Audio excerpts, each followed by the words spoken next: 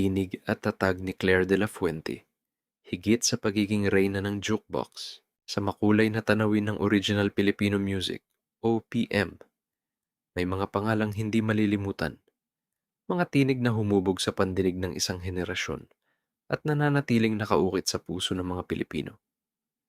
Isa sa mga natatanging pangalang ito ay si Claire de la Fuente, isang mga awit na ang husay ay hindi lamang nasukat sa dami ng naibentang plaka, kundi maging sa kanyang kakayahang maging simbolo ng isang panahon at, sa huli, patunayan ang kanyang katatagan sa harap ng mga hamon sa labas ng entablado. Higit pa sa pagiging isang jukebox queen, ang kanyang buhay ay isang salaysay ng pag-angkop, pagbangon, at walang humpay na pag-unlad bilang isang artista, negosyante, at ina. Pagsibol ng isang natatanging tinig, isinilang bilang Clarita de la Fuente. Ang kanyang paglalakbay sa mundo ng musika ay nagsimula sa paraang tila itinakda ng tadhana. Habang isa pa lamang siyang mag-aaral sa high school, unang napansin ng kanyang mga kaklase ang isang pambihirang katangian ng kanyang boses. Isang malambing at bahagyang mababang tono na may kakaibang pagkakahawig sa tinig ng yumong si Karen Carpenter, ang bokalista ng sikat na Amerikanong duo na The Carpenters. Ang pagkakatulad na ito ay hindi lamang isang simpleng obserbasyon. Ito ang naging binhi ng kanyang natatanging pagkakakilanlan sa industriya. Nang siya ay tumuntong sa kolehiyo, kumuha siya ng kursong accounting sa University of the East, UE. Subalit, ang tawag ng musika ay higit na malakas. Sa isang amateur singing contest, kung saan siya lumahok, nag-cruise ang kanilang landas ng isa sa mga haligi ng OPM, ang kompositor na si George Canseco, na nagkataong isa ring alumnus ng UE at nagsilbing punong hurado sa Patimpalak. Agad na nakita ni Canseco ang potensyal sa dalaga.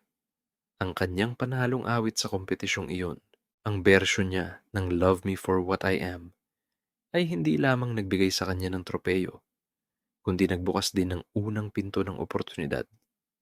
Ang awiting ito, na orihinal na inawit ng The Carpenters, ay tila isang pagpapatibay sa kanyang bansag na Karen Carpenter of the Philippines.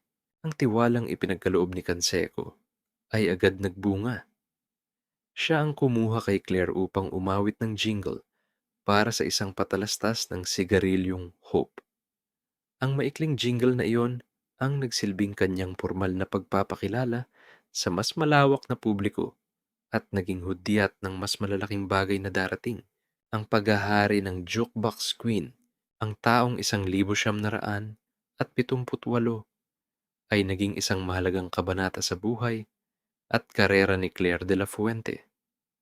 Sa taong ito, inilabas niya ang kanyang kauna-unahang full-length album sa ilalim ng Himig Records. Ang album, na naglalaman ng 10 awitin, ay pinangunahan ng mga kantang mabilis na tumatak sa masa, tulad ng madamdaming Kailangan Ko'y Ikaw at ang mapangahas na Nakaw na Pag-ibig. Ang mga awiting ito, na may temang pag-ibig, kabiguan at pag-asa, ay sumalamin sa mga karanasan ng karaniwang Pilipino.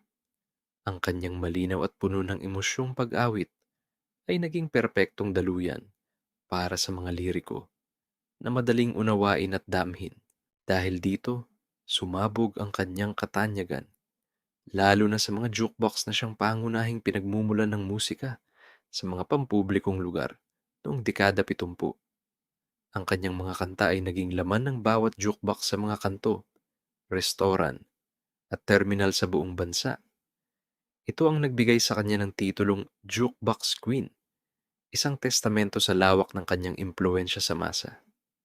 Kasabay nito, kinilala rin siya bilang Queen of Tagalog Songs at itinuring na babaeng katapat ng isa pang hari ng jukebox, si Rico J. Puno.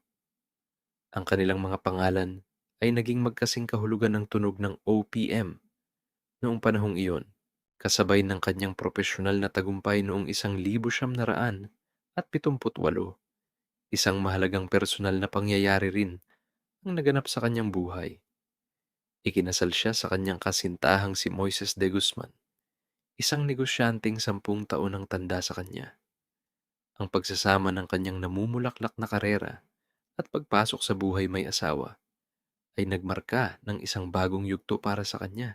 Ang tagumpay ng kanyang unang album ay nasundan pa ng mga sumunod na proyekto.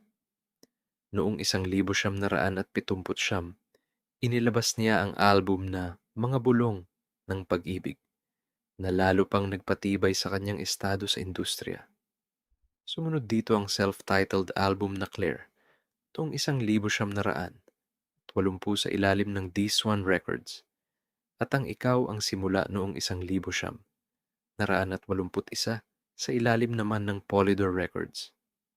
Sa bawat album, patuloy niyang pinatunayan ang kanyang husay at ang kanyang malalim na koneksyon sa kanyang mga tagapakinig na nagbigay sa kanya ng karagdagang bansag na Asia's Sweetest Voice.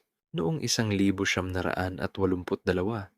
sumubok si Claire na pasukin ang larangan ng pag-arte nang siya ay mapabilang sa pelikulang Moral, isang obra na pinagbidahan ni Lorna Tolentino at Sandy Andolong.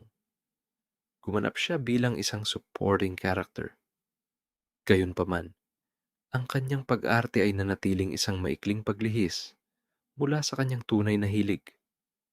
Ang kanyang atensyon at oras ay nanatiling nakatuon sa musika, kung saan sunod-sunod ang kanyang mga singing engagement sa loob at labas ng bansa. Pagbabago ng landas, mula entablado tungo sa negosyo, ang pagdating ng kanyang panganay na anak na si Gregorio Gigo de Guzman noong 1986 ay nagdala ng malaking pagbabago sa kanyang mga prioridad. Hinati niya ang kanyang oras sa pagitan ng kanyang pamilya at karera, ngunit di naglaon, pinili niyang mag-focus muna sa pagiging ina at asawa. Matapos ang ilang taon ng pansamantalang pamamahinga sa showbiz, isang bagong landas ang kanyang tinahak, ang mundo ng pagnenegosyo. Noong 1993,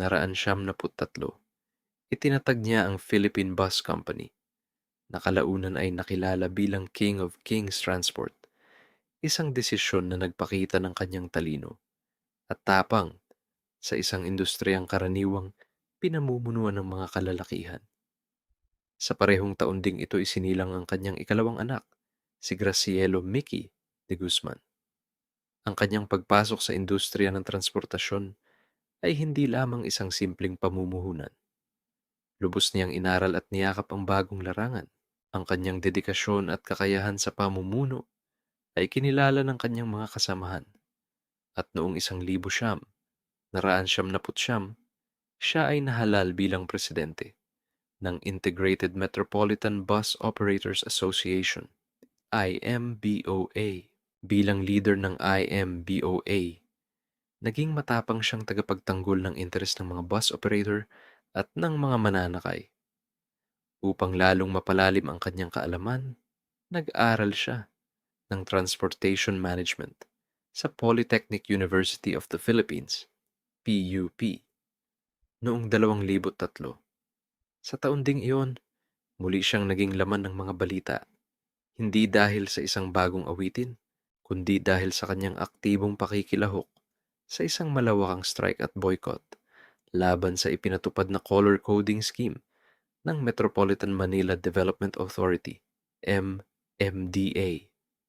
Ipinakita niya rito ang isang bagong mukha, isang leader na handang manindigan para sa kanyang industriya. Ang kanyang pagkauhaw sa kaalaman ay hindi natapos doon. Nagpatuloy siya sa kanyang pag-aaral at kumuha ng Master's Degree in Business Administration sa University of Western Australia sa Perth, na kanyang natapos noong 2005. Ang kanyang formal na edukasyon sa negosyo ay lalo pang nagpalawak ng kanyang mga abot-tanaw. Bukod sa transportasyon, pumasok din siya sa iba pang mga negosyo. Itinatag niya ang The Skin Shop, isang boutique na nag-aalok ng mga produktong pampaganda na nagpapakita ng kanyang interes sa cosmetic industry. Nagbukas din siya ng isang seafood and grill restaurant na pinangalanan niyang Gracielos, isang paghahalo ng mga pangalan ng kanyang dalawang anak. Mga personal na pagsubok at pagbabalik sa musika Sa gitna ng kanyang tagumpay bilang negosyante, isang malagim na pagsubok ang dumating sa kanyang pamilya. Noong 2006, pumanaw ang kanyang kabiyak na si Moises de Guzman matapos ang 5 buwang pakikipaglaban sa sakit na kanser. Ang pagkawala ng kanyang asawa ay isang madilim na kabanata sa kanilang buhay. Ngunit sa kabila ng matinding kalungkutan, nanatili siyang matatag para sa kanyang mga anak at ipinagpatuloy ang pamamahala sa kanilang mga naiwang responsibilidad.